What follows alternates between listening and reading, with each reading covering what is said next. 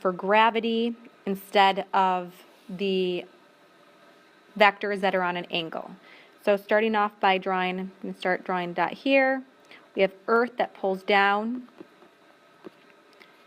The ramp's going to push perpendicular.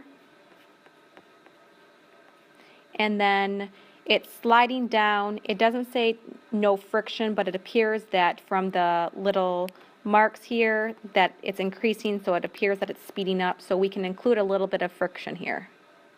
But if it's speeding up, we want to make sure we have an unbalanced force diagram.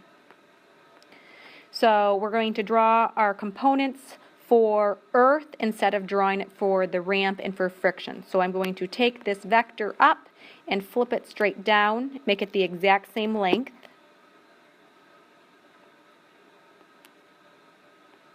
And then I need a 90-degree angle right here, so I'm going to draw my other components down. That's X, Y. So I'm going to need to lengthen Earth so the arrowhead meets up with that Y component. So if it is speeding up going down, I want this X component to be greater than the frictional component. If we said no friction, we would you can just erase the this arrow here if there was no friction. In number 7, an object is being pulled up an incline, so we'll say that it's being pulled up at a constant velocity.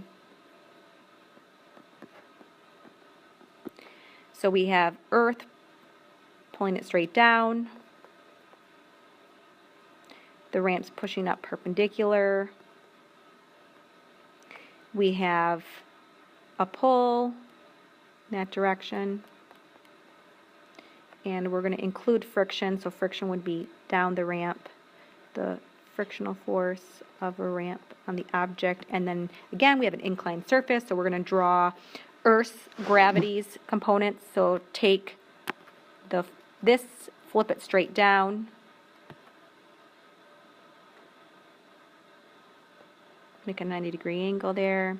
So I'm going to have to lengthen that so the arrowheads meet up. So this is my Y, this is my X. So this should equal Y. And then we have my X component here. This is down into the right. And I also have friction that's down into the right. So I have 2 down into the rights and 1 up into the left. So if this is a constant velocity, this pull up the ramp needs to be the sum of these 2 down and to the right. So I would need to lengthen this vector up so that the pull is equal to the friction plus the X component. We're going to skip this slide and move on to the next one. Here for number 10, we have a person that's pushing a car up a hill. Let's assume that he's pushing, but it's not moving, so it's at rest.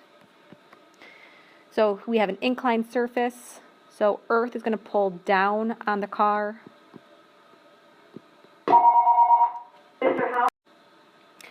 The hill is going to push perpendicular, which will be up and to the left. The force of, I'm going to say hill on the car. And we've got the person pushing the car up.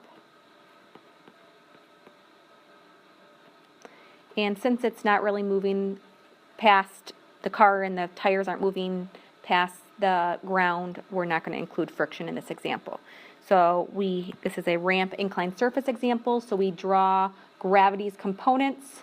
So I'm going to take this up vector, my surface, my normal components, my normal force, and flip it, go straight down.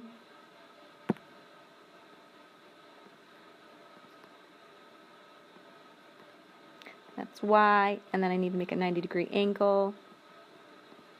90-degree angle right there. So this is equal to Y. And if it's at rest, that's X. the force of the push would need to equal the x of that. And I'm going to stop there for now.